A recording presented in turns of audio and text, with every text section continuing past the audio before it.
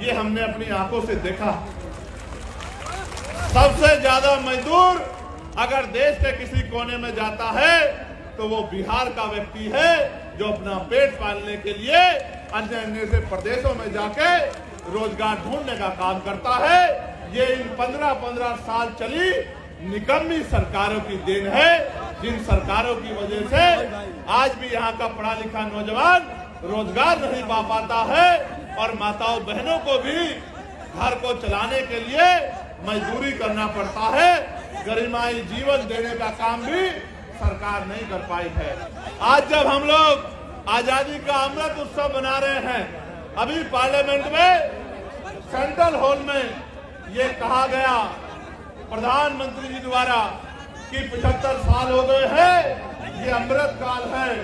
ये कैसा अमृत काल है जहां एनसीआरबी का डाटा ये कहता है कि रोज महिलाओं के शरीर की धज्जियां उड़ाई जाती है, सामूहिक बलात्कार होते हैं, महिलाओं को तेजाब से नहलाया जाता है, महिलाओं की अस्मत को रोंदा जाता है, महिलाओं को दफ्तरों में और दफ्तरों के बाहर और गांव में शांति की व्यवस्था के आगे अपने आत्म सम्मान की रक्षा वो नहीं कर पाती। ये भी हमारे सामने ही है और सरकारें कहती है और व्यवस्था कहती है कि भारत एक ऐसा देश है जहां महिलाओं को पूजा जाता है।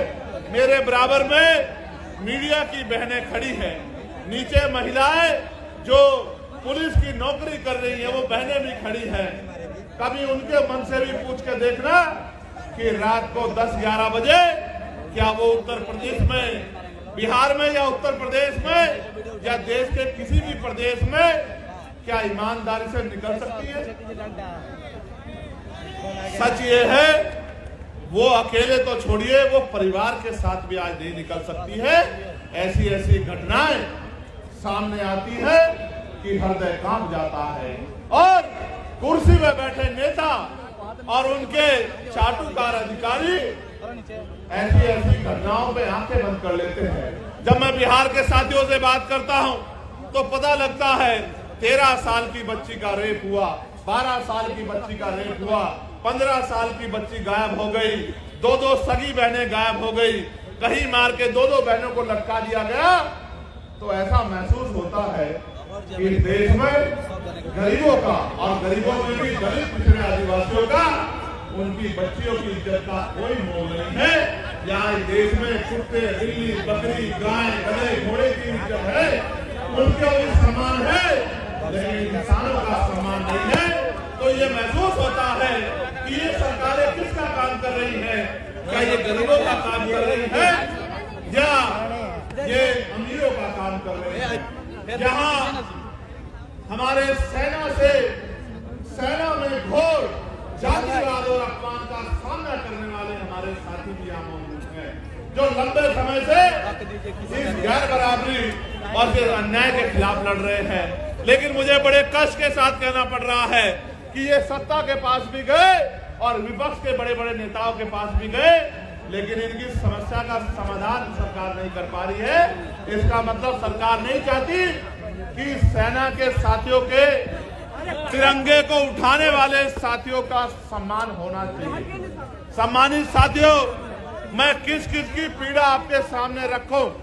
मैं तो ये समझता हूं आज नहीं तो कल इस देश के नौजवान को अपने गरिमाई जीवन के लिए संघर्ष करने के लिए खड़ा होना पड़ेगा। और जब तक इस देश का नौजवान और इस देश में भी बिहार का नौजवान अपने पैरों पे खड़ा होके इस जुल्म, जाति, गरीबी, बेबसी, लाचारी की बेड़ियों को काटने का काम नहीं करेगा, तब तक इन सत्ता में बैठे फर्जी मसीहाओं के जरिए आपकी जिंदगी बदलने वाली नहीं। सम्मानित साथियों, आप ये जानते हैं कि हमारे संतों, गुरुओं, महान पुरुषों ने अपने बच्चों का बलिदान देके इस देश में संविधान के रूप में एक इतनी बड़ी शक्ति हमें दी, एक जीवित ग्रंथ हमें दिया जो संविधान अंतिम व्यक्ति को भी सम्मान का जीवन दिलाने की बात करता है, जो अंतिम व्यक्ति को भी गारंटी देता है रोटी, कपड़ा, मकान की, जो महिलाओं को भी पुरुषों के बराबर मुख्य धारा में खड़े होकर सम्मान का जीवन देने की गारंटी देता है। लेकिन सम्मानित साथियों, आज जब हम आकलन करते हैं, चिंतन करते हैं, तो हमें महसूस होता है कि देश संविधान से नहीं चल रहा है। सत्ता में बैठे अहंकारी लोग संविधान को ताक पे रख के प्रदेश को और देश को चलाने का काम कर रहे हैं। नौजवान परेशान है, किसान परेशान है, सेना का जवान परेशान है, होमगार्ड के भाई परेशान है, चौकीदार परेशान है, महिलाएं परेशान है, ममता बहनें परेशान है।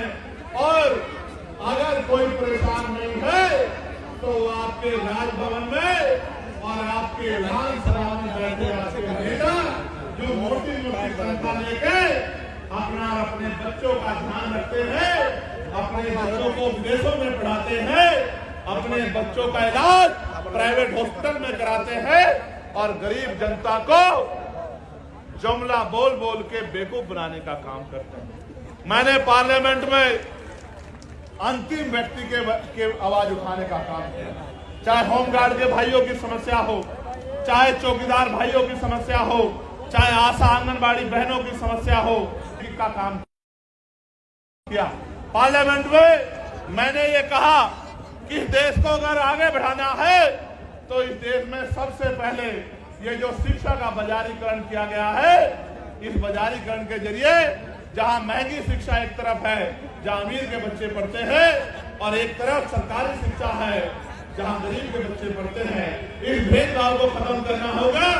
और प्रधानमंत्री, राष्ट्रपति से लेकर मुख्यमंत्री, विधायक, सांसद और क्लास वन के अधिकारी से लेकर 4 क्लास के कर्मचारी तक के बच्चों का, गांव के सरपंच से लेकर और विधायक, MP सबके बच्चों का की पढ़ाई सरकारी स्कूल में होनी चाहिए, जहाँ किसान का बच्चा बैठ के पढ़ता है, जहाँ मजदूर का बच्चा बैठ के पढ़ता है, उसी टेबल पे मंत्री, विधायक, सांसद, मुख्यमंत्री, राज्यपाल का बच्चा भी पढ़ना चाहिए। तब जाकर जब DM का बच्चा उसी कुर्सी में क्लास में बैठा होगा, जब SP का बच्चा उसी क्लास में बैठा होगा और आपके मेरे गरीब परिवार का बच्चा भी उसी क्लास में बैठा होगा, एक समान शिक्षा मिलेगी, तब जाके शिक्षा के दरवाजे परमानेंट के लिए गरीबों के लिए खुल जाएंगे और ये गरीब अमीरों को पछाड़ के अपनी गरीबी की बेड़ियां काटने का काम करेंगे। जब मैंने आवाज उठाई तो सत्ता में बैठे लोगों को बड़ी तकलीफ हुई। जब मैंने आवाज उठाई तो सत्ता में बैठे लोगों को बड़ी तकलीफ हुई। वो तकलीफ इसलिए हुई कि जब मैंने प्राइवेट स्कूलों पे उनको बंद करने की बात की तो जिन नेताओं ने प्राइवेट स्कूल खोले हैं उनको लगा चंद्रशेखर तो उनके रोजगार को बंद करवा देगा। मैं ये कह रहा हूं, नेताओं का रोजगार बंद होता हो तो हो जाए, गरीब के बच्चों के आगे बढ़ने का रास्ता बंद नहीं होना चाहिए। क्योंकि बाबा साहब अम्बेडकर ने कहा था कि शिक्षा शेरनी का दूध है, जो पिएगा वो दहाड़ेगा। आज अगर मैं अपनी बात को रख रहा हूं तो इसी शिक्षा की वजह से रख रहा हूं कि मुझे शिक्षित होने का मौका मिला है और मैं लोगों की समस्या को समझ सकता हूं और सरकार को समझा सकता हूं। मैंने ये कहा पार्लियामेंट में कि अगर इस देश को बदलाव करना है तो हेल्थ पॉलिसी में सुधार की जरूरत है। पूछा गया कैसी होनी चाहिए, मैंने कहा होनी ऐसी चाहिए कि गरीब के बच्चों को भी, गरीब आदमी को भी सरकारी अस्पताल में इलाज के लिए सरकार कहती है कि हमने बड़े अच्छे सरकारी अस्पताल बना दिए हैं। बिहार के लोगों को तो मैं ये कहूंगा कि मैंने बाढ़ में आपके तैरते हुए हॉस्पिटल देखे, मैंने आप छोड़िए गया को छोड़िए, मोतिहारी को छोड़िए, बक्सर को छोड़िए, मैंने तो पटना के हॉस्पिटलों में 2-2 फीट पानी भरा हुआ देखा है, स्टेशन तैरती हुई देखी है, दवाइयां तैरती हुई देखी है। यही डबल इंजन की सरकार का विकास अभियान है। तो मैंने कहा, गौर करके सुनना, मैंने कहा कि जो नेता गरीबों से कहते हैं, जनता से कहते हैं कि आपके लिए अच्छे अस्पताल बनवा दिए हैं, उन नेताओं का इलाज भी उन्हीं अस्पतालों में होना चाहिए। नेताओं का इलाज तो प्राइवेट हॉस्पिटल में होता है, विदेशों में जाके होता है, फोर्टीज में होता है, मैक्स में होता है, और गरीबों का इलाज सरकारी अस्पताल में होता है, जहां डॉक्टर नहीं है, जहां दवाई नहीं है। डॉक्टर के पास जाओगे तो ऐसा व्यवहार करेगा। सब डॉक्टर तो बुरे नहीं है, लेकिन बहुत सारे डॉक्टर ऐसा व्यवहार करते हैं कि ये गरीब जबरदस्ती उनके अस्पताल में घुस गए। दवाई नहीं मिलेगी, कोई मशीन नहीं है, एक्सरा, ईसीजी, एमआरआई, कोई मशीन नहीं है, बाहर से टेस्ट कराओ, जेब काटने का काम होगा। तो मैंने कहा कि प्रधानमंत्री हो, राष्ट्रपति हो, केंद्रीय सचिव हो, प्रमुख सचिव हो केंद्र के, या मुख्य सचिव हो, या डीएम हो, एसएसपी हो, या मुख्यमंत्री हो, या मंत्री हो केंद्र के, स्टेट के, विधायक हो, सांसद हो, सबका इलाज और उनके बच्चों का इलाज सरकारी अस्पताल में होना चाहिए। जब उनका इलाज सरकारी अस्पताल में होगा तो आप देखना, डॉक्टर भी होंगे, दवाई भी होगी, टेस्ट भी होंगे, और गरीबों की जेब भी कटनी बंद हो जाएगी। ये बात मैंने पार्लियामेंट में रखी। सम्मानित साथियों, मैं लगातार बिहार को संघर्ष करते देख रहा, बहुत सारी समस्याएं मेरे सामने रखी हैं। मैं आपको बहुत बड़ी गारंटी तो नहीं देता, क्योंकि इस गारंटी का काम तो देश के प्रधानमंत्री ने ले रखा है कि वो गारंटी बहुत देते हैं। वो तो इतनी गारंटी देते हैं कि इनकी गारंटी में कमजोर वर्गों के जीवन की गारंटी भी पीछे चली गई है। इसलिए मैं आपको एक ही गारंटी दे सकता हूं कि रोटी, कपड़ा, मकान, पीने के लिए साफ पानी, पहनने के लिए अच्छे कपड़े, अच्छी शिक्षा, अच्छी चिकित्सा, और नौजवानों को, पढ़े लिखे नौजवानों को रोजगार, महिलाओं को घर पे कुटीर उद्योग लगा के रोजगार, ये बहुत कोई बड़ा काम नहीं है। मैं आपको गारंटी देता हूं, आने वाले समय में आप आजाद समाज पार्टी को अवसर देना। अगर 1 साल के अंदर ये काम करके नहीं दिखाया तो जो आप कहोगे वो बात हम लोग लंबे समय से कभी किस पार्टी को मौका देते आए हो, कभी आप किसी को बनाते हो, कभी आप किसी को बनाते हो, और 5 साल तक आप इंतजार करते हो कि ये नेता किसी के बारे में ऐसे शब्द ना कहो जो आप अपने पिता के लिए नहीं सुन सकते। अगर सुन सकते हो तो कहो। मैं आपको गलत रास्ते पे नहीं ले जाना चाहता। हमेशा याद रखो, दूसरे के लिए उन्हीं शब्दों का प्रयोग करो जो आप अपने लिए सुन सकते हो। अगर नहीं सुन सकते हो तो ऐसे शब्दों का प्रयोग न करो, क्योंकि हर आदमी सम्मान रखता है। हमारा उनका राजनीतिक विरोध है, उनके कार्यशैली अच्छी नहीं है, हम उनकी आलोचना कर सकते हैं, उनके द्वारा बोले गए झूठ को बेनकाब कर सकते हैं, जनता के सामने उनकी असलियत को रख सकते हैं, लेकिन किसी को गलत कहना व्यक्तिगत रूप से ये अच्छा नहीं है। इसलिए मैं अपने साथियों से कहूंगा कि वो समझदार बने। साथ साथ मैं आपको ये कह रहा था कि यहाँ के नेताओं को आपने भरोसा किया। आप चुनाव से पहले वो आपकी गली में आते, आपके पैर पकड़ते, आपको चाचा, ताऊ, भाभी, बहन, चाची, ताई, पता नहीं क्या क्या शब्द कहते हैं, शराब पिलाते हैं, मिठाई खिलाते हैं, कपड़ा लुटाते हैं, सारे काम करते हैं। क्यों? क्योंकि बाबा साहब अम्बेडकर ने अपने 4-4 बच्चों के कुर्बानी देके आपकी उंगली में वो शक्ति दी है, जिसको चाहे कुर्सी पे बिठा दो और जिसको चाहे कुर्सी से गिरा दो। अगर ये वोट की शक्ति आपके पास नहीं होगी सम्मानित साथियों, तो आपकी बस्तियों में पैर रखने के लिए कोई नहीं जाता। ये बाबा साहब अम्बेडकर के संघर्षों का परिणाम है कि चुनाव के बीच में, चुनाव के समय ये लोग आपके बीच आते हैं, लेकिन चुनाव के बाद क्या? 5 साल तक आप लोग इंतजार करते हैं कि नेता दोबारा दिखाई दे जाए, लेकिन नेताजी दोबारा नहीं आते। आप उनके दरवाजों पर जाते हो तो वो गेट बंद कर लेते हैं और ये कहते हैं कि नेताजी यहाँ नहीं है। आप ये बताओ, इन नेताओं के सारे आप अपनी लड़ाई को लड़ लो। मैं आपको 3-4 समस्या यहाँ की रखता हूं, जो साथी यहाँ उपस्थित भी हैं। एक समस्या जो बड़ी समस्या है वो हमारे होमगार्ड के भाइयों की है।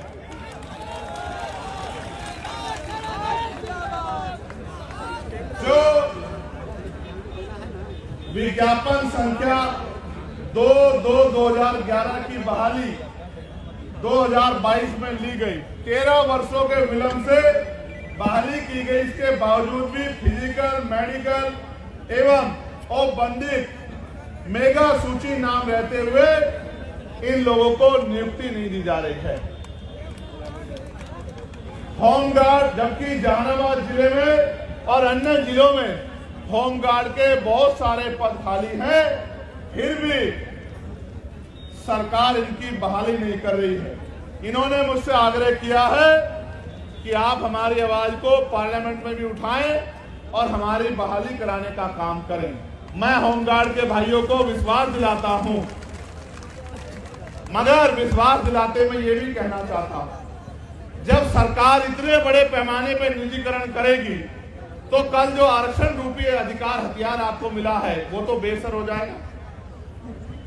जब सरकारी नौकरी नहीं होगी तो सामाजिक गैर बराबरी आज भी इतनी है, तो दलित पिछड़ों के बच्चे यहाँ जाति व्यवस्था के आधार पर चमार, वाल्मीकि, पासी, धोबी, कोरी, खटीक, कुशवा, मौर्य, साके, यादव, जाट, गुर्जर, निषाद, जिसको सैनी आपके यहाँ कहते हैं, कश्यप, पाल, प्रजापति, इनके बच्चों को कौन कुर्सी पे बैठ देगा? आप मुझे बताइए।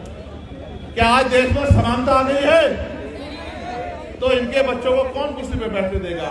इसलिए निजीकरण करके जिस तरह से इनके बच्चों का रास्ता रोकने का काम किया जा रहा है, मैं आपको विश्वास दिलाने का काम करता हूं कि आने वाले समय में हम लोग निजी क्षेत्रों में आरक्षण की मांग दलित, पिछड़े, आदिवासी समाज के लिए करेंगे और इनको निजी क्षेत्रों में आरक्षण दिलाने का काम करेंगे। ये मैं आपसे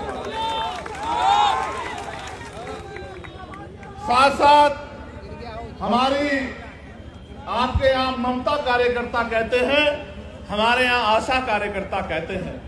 हमारी जो ममता कार्यकर्ता बहनें हैं उनको प्रति गर्भवती मात्र 300 रुपए राशि मिलता है, और जबकि उनका काम बड़ा कठिन है। इसलिए मैं सरकार से मांग करता हूं कि मिनिमम 30,000 रुपए वेतन उनका करना चाहिए, जिससे वो सम्मान का जीवन प्राप्त कर सके, और उनको परमानेंट भी करना चाहिए। मैं तो होमगार्ड के भाइयों के लिए भी 30,000 रुपए के वेतन की जो है सरकार से मांग करता हूं कि 30,000 रुपए का मिनिमम वेतन होमगार्ड के भाइयों को मिलना चाहिए। हमें कितना मिलता है?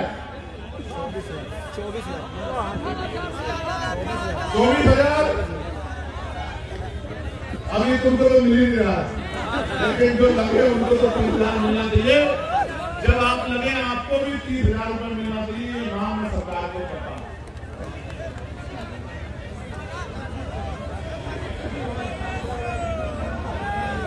ज्वाइनिंग नहीं हो रही है ना? ज्वाइनिंग भी होगी, और जिस दिन ज्वाइनिंग होगी आप लोग बहुत बहुत धन्यवाद भी चंद्रशेखर आजाद का और भीम आर्मी आजाद समाज पार्टी का करोगे। चिंता